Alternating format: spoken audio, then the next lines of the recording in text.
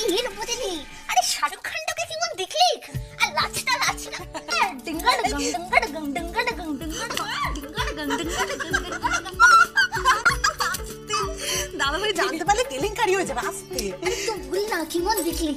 আরে বাবা সে তো দারুণ, জীবনটা একেবারে সার্থক হয়ে গেছে বাহা।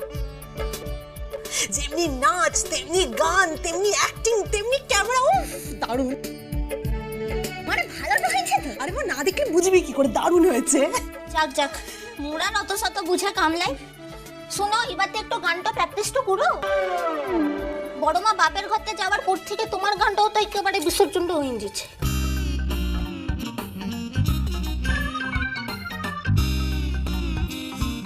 দেখেছো মেজো কাকিমণি, ওই 3 আঙ্গুলের মেয়ে আমায় কেমন শাসন করছে একবার দেখেছো তুমি?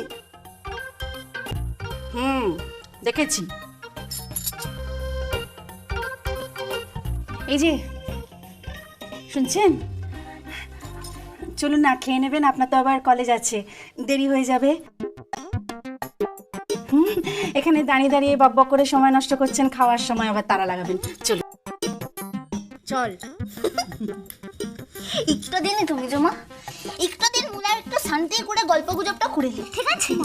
বড় বাবু একটু দিন পর তো একদিন ঘরতে লাই, বহুটুকে আনতে তো দিচ্ছে না শ্বশুর খাতে।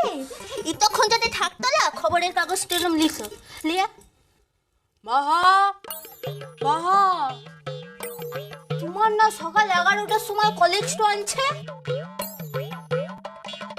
এখন তো 8টা বাজে গেল। বাহা রেডি তো হয়ে যাও।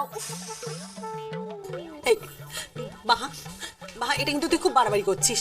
বাবা যতই টেনশন করুক, যতই তোকে তাড়াতাড়ি রেডি হতে বলুক, তা বলে তোর 11টায় কলেজ, তোকে মোটে 8টায় রেডি হতে বলে না। আর কখনো বলে না। মেজো কাকিমণি তুমি বলো, ওকে 8টায় রেডি হতে বলে? ইষ্টি কুটুম সোম থেকে রবি প্রতিদিন দুপুর 2টোয় স্টার জলসায়।